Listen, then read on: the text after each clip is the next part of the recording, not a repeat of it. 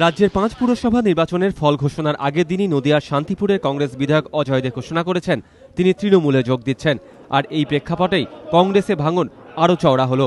রবিবার উত্তর ২৪ পরগনার বনগাঁ পুরসভার ৫ কংগ্রেস কাউন্সিলরই দল ছাড়লেন, নাম লেখালেন তৃণমূলে। বনগাঁ পুরসভায় কংগ্রেস তৃণমূল জোটের বোর্ড ছিল, এবার তা এককভাবে দখল করল তৃণমূল।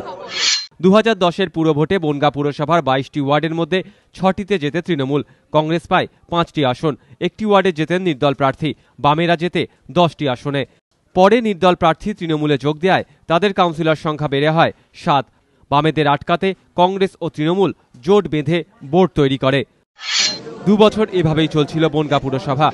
রবিবার পুরসভার ভাইস চেয়ারপারসন কৃষ্ণা রায় সহ ৫ কংগ্রেস কাউন্সিলরই তৃণমূলে যোগ দেন।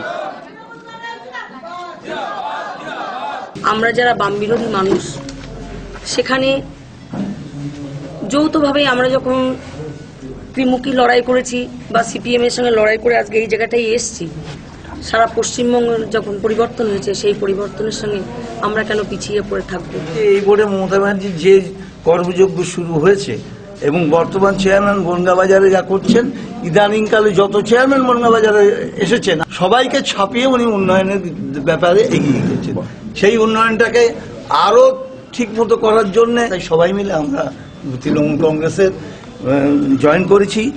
মুখ্যমন্ত্রীর উন্নয়নের কাজে শরিক হতেই কংগ্রেস কাউন্সিলররা তৃণমূলে যোগ দিলেন বলে দাবি উত্তর ২৪ পরগনা জেলা তৃণমূলের পর্যবেক্ষক জ্যোতিপ্রিয় মল্লিকের। পৌরসভা থেকে রাশি রাশি লোক জয়েন করে যাচ্ছে, এই বিভিন্ন পৌরসভা জয়েন করে একটাই করে যে মমতা ব্যানার্জির কর্মযজ্ঞে যেন আমরা সাক্ষী থাকি। মানুষ শুধু মমতা বন্দ্যোপাধ্যায়কে দেখে আসছে যে একটা মহিলা করতে পারে, কত কাজ করতে পারে, কত কাজের উদ্দীপনা। কিছুদিন আগেই উত্তর ২৪ পরগনার নিউ ব্যারাকপুর পুরসভার ৩ কংগ্রেস কাউন্সিলর তৃণমূলে যোগ দেন।